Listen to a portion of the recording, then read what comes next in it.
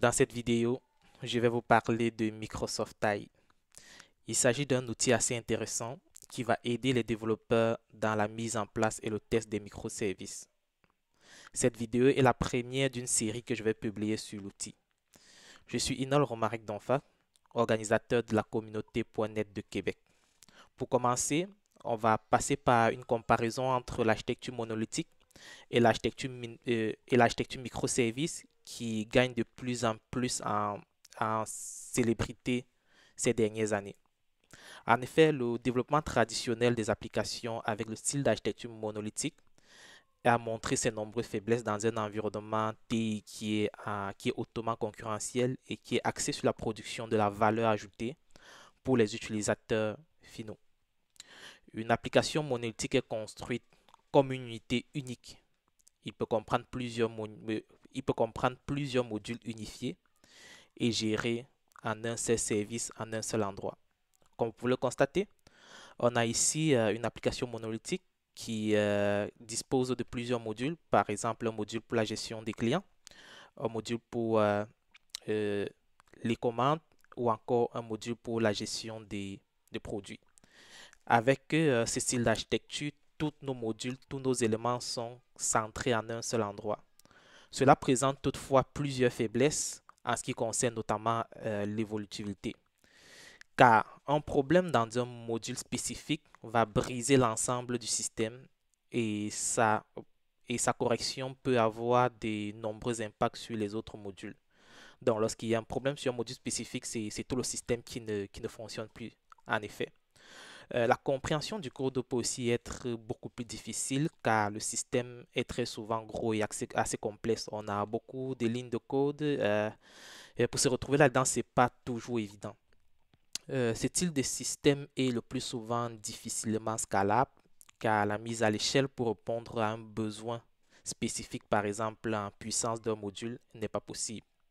Par exemple, si pour le module de commande, on a un flot de commandes et qu'à un moment donné, on se rend compte qu'il nous faut beaucoup plus de puissance, c'est toute l'application dans son entièreté qui va être mise à l'échelle. On ne peut pas mettre à l'échelle indépendamment un module, avec bien évidemment ce que ça va apporter comme conséquence au niveau de la consommation des ressources, au niveau de la facturation de ces ressources.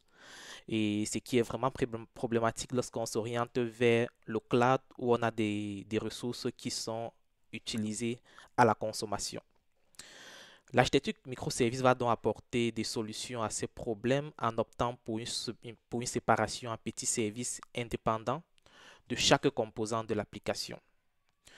Donc, habituellement, on a dans une architecture monolithique, on a une solution, un service qui comprend une interface utilisateur côté client, une application côté serveur, une base de données. Par contre, en architecture microservice, nous avons des composants autonomes qui communiquent entre eux via des API en utilisant du REST. Chaque microservice à ce moment dispose de sa base de données, peut évoluer et être déployé indépendamment.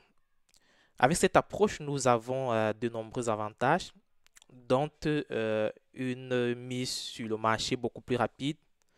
Concrètement, le cycle de développement sont plus courts parce qu'on a des petits morceaux qui sont livrés. L'architecture microservice va nous permettre de déployer des mises à jour de façon beaucoup plus agile. Donc, on aura des petits increments, des petits modules qui seront livrés fréquemment et qui iront en production plus rapidement, ce qui nous permettra d'être beaucoup plus agressif au niveau du marché. On a une haute évolutivité parce que à mesure que la demande va augmenter pour certains services, on sera capable de mettre à l'échelle uniquement ces services sans toutefois impacter les autres services. Ok.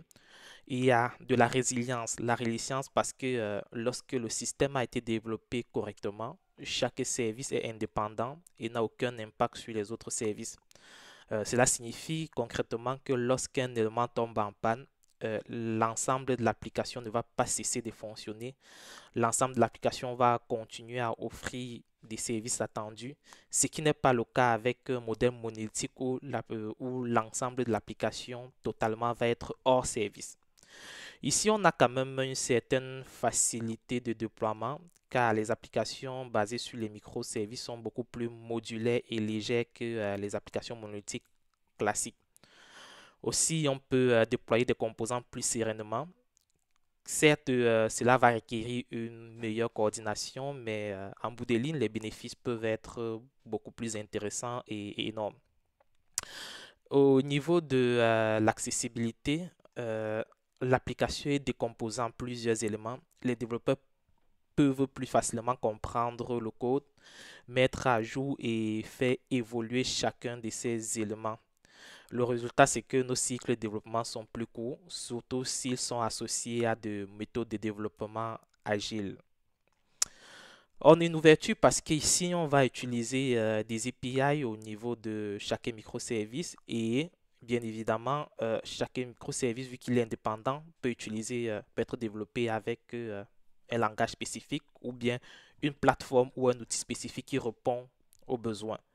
Euh, Par exemple, pour un service de messagerie, on sera capable d'aller utiliser le service adéquat qui répond beaucoup plus à ce besoin, tandis que pour un service de traitement des rapports, on sera capable d'aller chercher des outils qui sont beaucoup plus adaptés aux besoins de ces outils. Donc, cela va donner quand même une certaine liberté aux développeurs, aux différentes équipes de choisir les technologies et les langages qui vont convenir le mieux aux besoins qu'on veut résoudre. Toutefois, l'architecture microservice apporte aussi son lot de défis.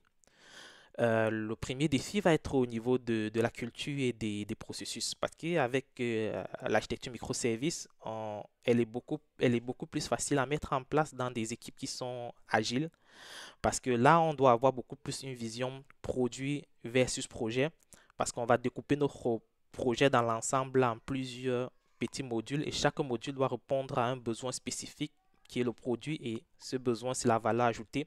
À ce moment, on doit essayer les processus, la culture qui a été mise en place au sein de l'organisation doit être revue parce qu'on doit essayer d'avoir des équipes multidisciplinaires, des petites équipes multidisciplinaires qui sont capables de développer indépendamment chaque module et livrer jusqu'à la livraison et l'entretien même.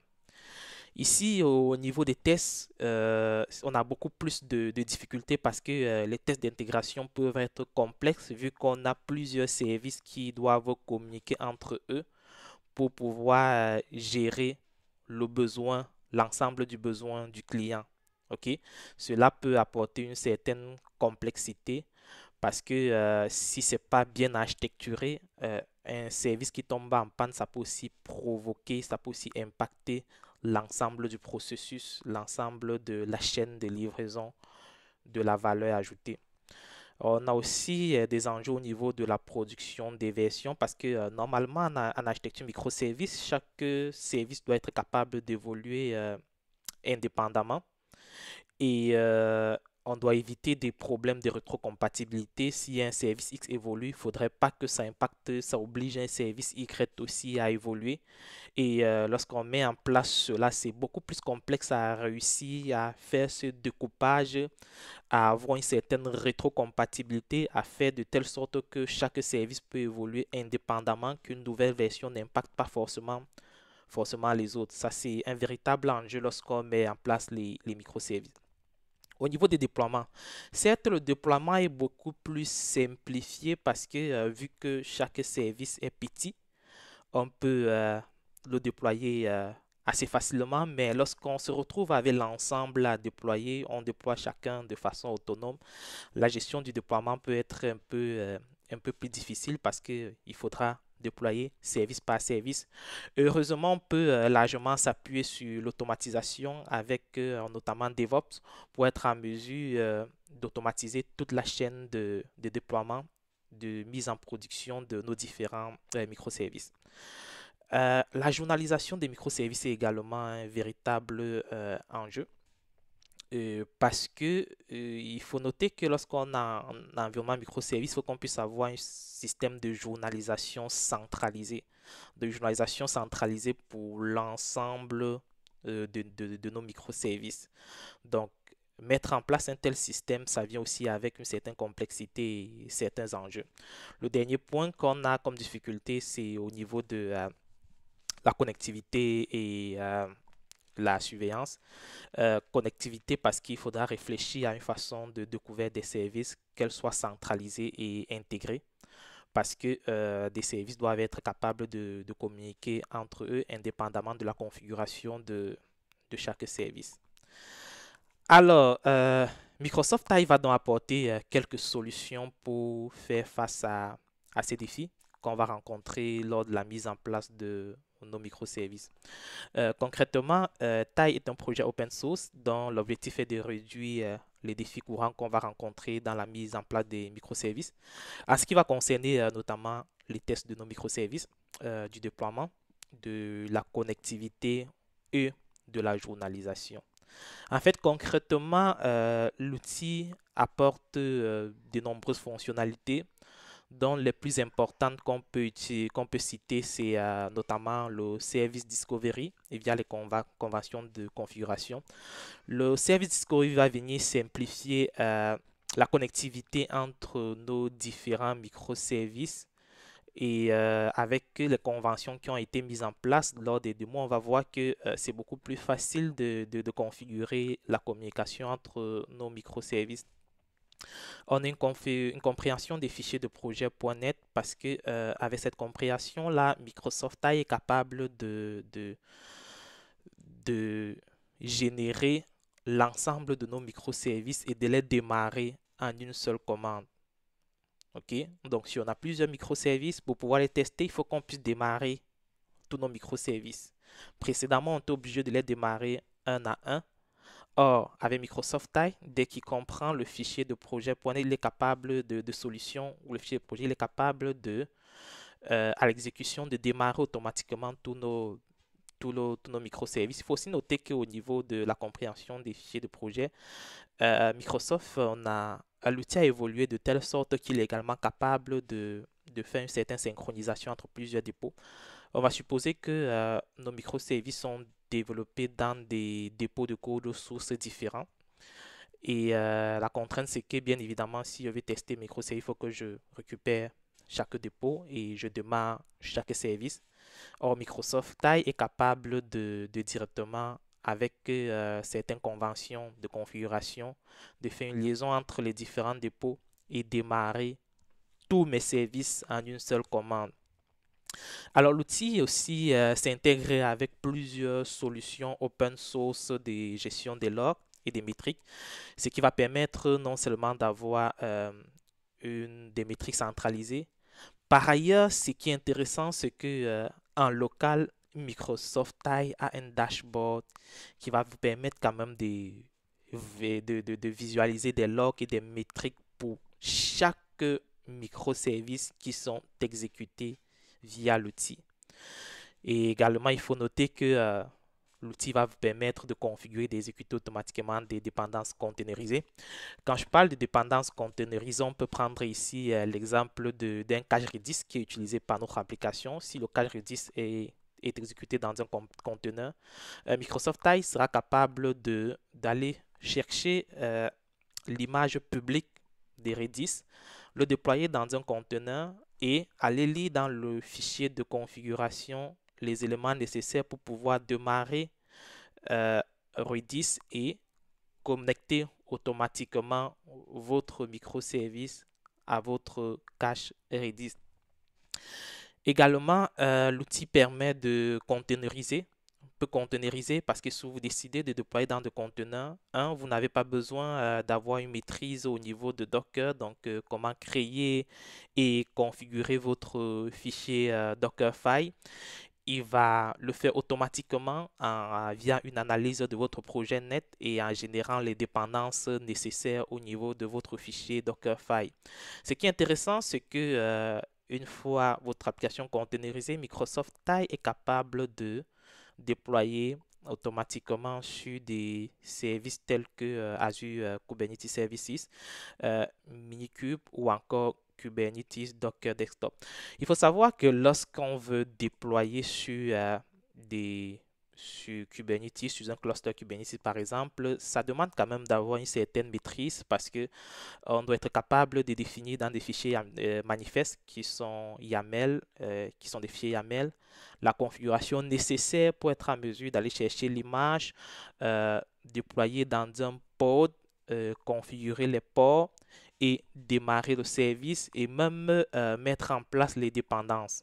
Donc tout ça, il faut qu'on ait quand même une certaine connaissance et qu'on soit capable de configurer cela, ce qui apporte quand même une certaine complexité et Microsoft Taille, l'un des objectifs, c'est qu'on fait abstraction de cette complexité-là et que si nos services n'ont pas besoin de certaines configurations assez avancées, il est capable de générer les fichiers manifestes nécessaires pour une configuration et un déploiement de base dans un cluster Kubernetes.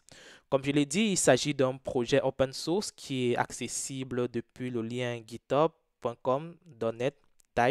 Donc, c'est un projet qui est développé par l'équipe .NET de Microsoft. Donc, sur le dépôt du projet, vous pouvez retrouver le code source, vous pouvez trouver notamment la documentation sur le projet.